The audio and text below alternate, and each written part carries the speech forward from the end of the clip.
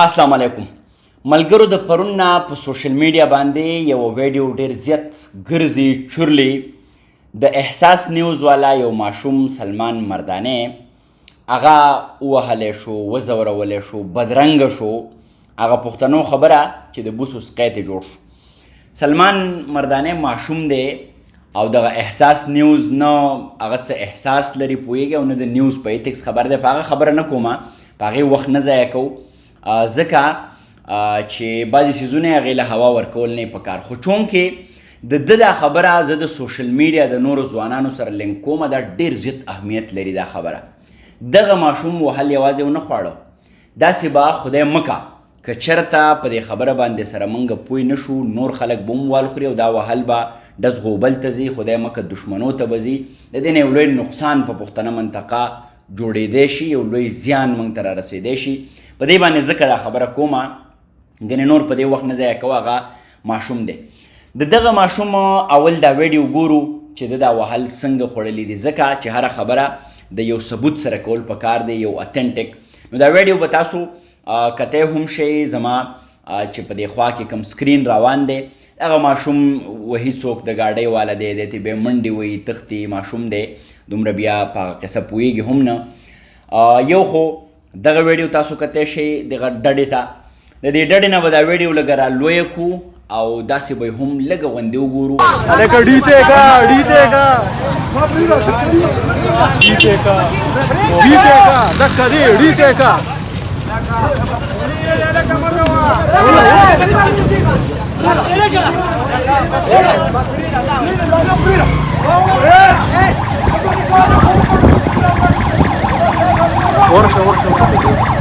ښه ملګرو تاسو به دا ویډیو کتلي دا صرف په دې بنیاد چې خبره اتنټک شي دا صحافتي اقدار دی یا جرنلسټک ایتکس دی ملګرو زه به درې خبرې کومه صرف یو د دې ماشوم دغه وهل په هغې مې معمولي غوندې خبره وکړه دویمه خبره به زه کومه نور داسې ماشومان یا د سوشل میډیا پریکټیشنرز او دریمه خبره به زه کومه ولس ته او یا څومره چې زمونږ سټارز دي د سوشل میډیا پیژندلي نومونه دي هغو ته لومبۍ خبره خو دا ده د دې ماشوم په دې وهلو یقین وکئ زه خفه یم ډېر زیات او لږ غوندې خوشحاله یم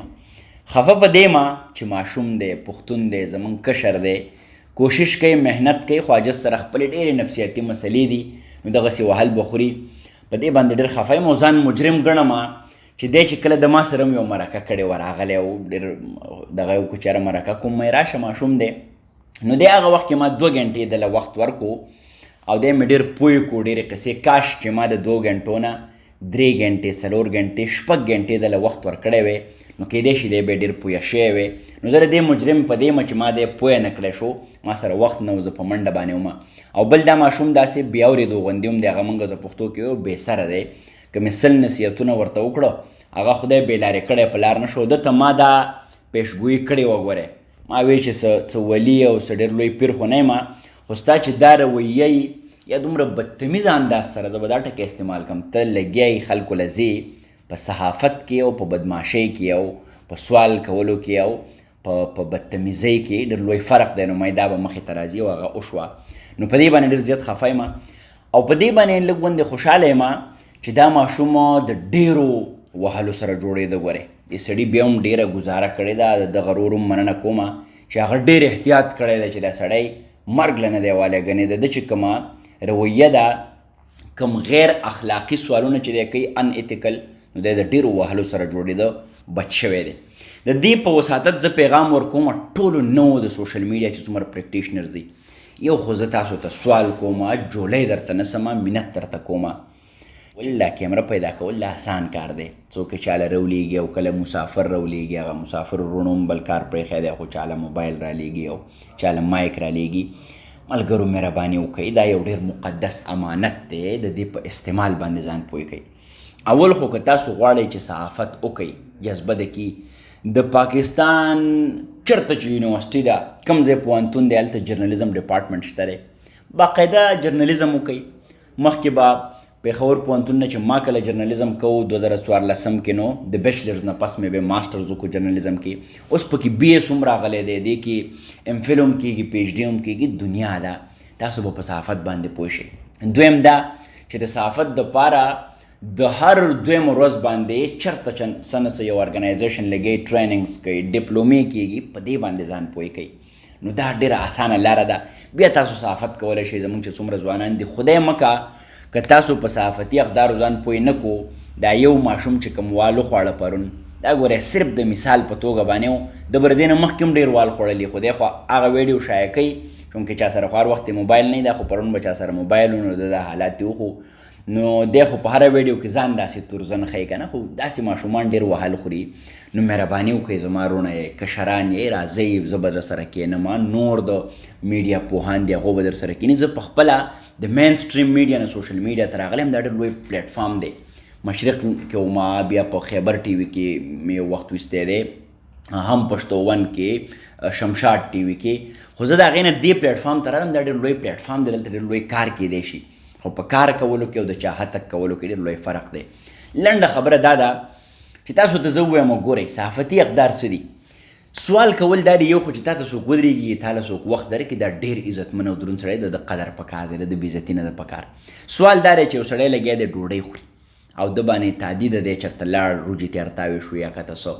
زه د باندې دا سوال وکړم چې یو سوال دا دی ګورئ چې جی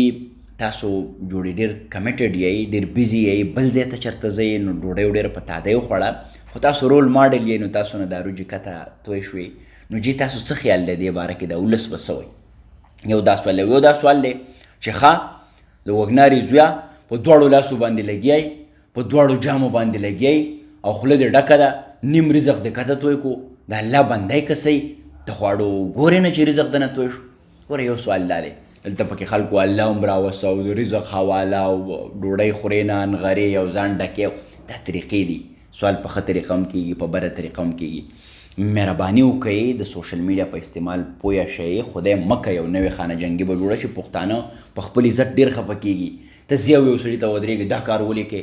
دا ته څه، دا ستا ذمهواري نه ده، دا د ریاست ذمهواري ده. دلته سټیټ دی، دلته ادارې دي، دلته اے سی دی، دلته ډي سی دی، دلته پولیس دي. دا سوال به تې هغو کوي. ته صرف خپل یو مهذبه سوال کوه، ښه جي تاسو په کوم بنیاد باندې چې دا کار کوئ، د دې په شا څه تحریک دی، څه مجبوري ده، دا یو صحافتي قدر کېدی شي. یو خو دا خبره. بله خبره، آخري خبره، دا خبرې ډېرې اوږدېږي، خو چونکې د ځوان یو د دې وهلو نه ما ته یو مقره میلاو شوه چې یاره زه د نوو ځوانانو ته یو خبره وکړم. بله خبره دا ده، ولس ته مې هم دا پیغام دی، ولس ته تاسو هم خدای او رسول ته وګورئ. ولسه خو یو سړی به چېرته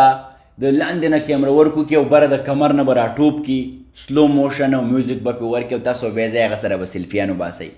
هر چا سره دا ولس ځي او ودرېږي او سیلفي وباسي، نو دې خلکو ته ځان چېرته تورزن ښکاره شي. یا ملګرو چې چا په ګراونډ کار نه یې کړی، د چا یو بیکګراونډ نه یي، په چا باندې پوه نه یې، هغه ته ډېر واه هم مه کوئ او لاندې ورته لیکلي هم مه کوئ چې شابس یو ته تورزن یې او ته نر یې، هغه نه بې ځان روک شي. دا ګورئ نشه ده، دا واه او دا کمنټس او دا ډېر ښه، لږ مستحق سړي ته دا وایئ. او بله زما دا ټول ځوانان چې دي،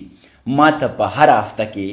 لکه دا زه نه ویل غواړم چې زه یو لویه بلا یم، خو دا ځوانان را سره ډېره مینه کوي. هر هفته کې یو نه یو ځوان رنګ کوي چې انټرویو وکړو کینو. زه تاسو ته دا هم سوال کوم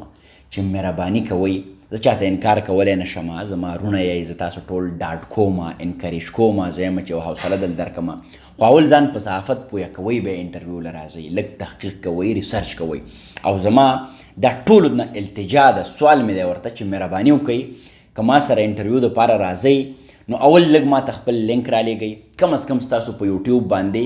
50,000 سبسکرپشن پکار دی. د دې تر څنګه ستاسو په فیسبوک باندې 15 لاکه لایکس پکار دي. نو بیا به ما ته پته لګي چې تاسو کار کړی دی، خلکو خوښوي. هغه لینکونو نه هر څوک مه راځئ، زه چاته انکار کولی شم نه، او بیا به تاسو وایئ چې یاره دا سړی ولې موږ ته انکار کوي. دا څومره چې سټارز دي، زما دیو ته هم دغه التجا ده چې کم سړی راځي، نو پکار ده د دغه غلطونه مونږ سبق ولو، مونږ اول د هغه هم تحقیق وکړو چې دا څوک دی، دی په صحافت باندې پوه دی که پوه نه دی، د صحافتي اقدارو باندې څومره پوره دی. او آخري پیغام به مې بیا دا وي چې سلمانه بچیا، د چا به زوی، د چا به رورې، د ده چې کوم مور و پلار دی، د هغو په غم په احساس کې پوره شریک یم. او د ټول والدینو ته وایم چې خپل د بچو دا موبایل ګورئ، د دیو نه تپوس کوئ، څوک په ټیک ټاکو کې اخته دی، څوک ځان ته سو کارډ صحافي وایي، څوک څه وایي، چې دیو دومره شوقي صحافت پې وکئ، سبق پې ووایئ. اولې په کټوۍ کې ښه پاخه کوي، په بټۍ کې دا خښته اور ووایي د دې نه خښته جوړه شي، نو د دا مور و پلار هم دا ډېره غټه ذمهواري ده چې د خپلو بچو نه تپوس کوي ته د کومې ورځې صحافي موبایل راوالې او یو ته ولاړ هغه عاجز بابا ته وایي چې ته دا توره یې وغږوه، هلکه مشر ته څوک دا خبرې کوي. بیا بل ځوان ته وایي چې دا ته ولې راوړې، ته په دې پوه نه یې چې دا مسله ده چېرته، بنیاد چېرته دی، تا ته اړو دا پته نشته دی چې انویسټیګیټیو جرنالیزم څه ته وایي. نو اول په دې باندې ځان پوه کوي، بیا مخکې ځئ. خبرې ډېرې کیدی شي خو چونکې غرض مې دا و چې دا زما فرض جوړېږي چې ځوانانو سره خپل یو پیغام شریک کړم. په آخره کې بیا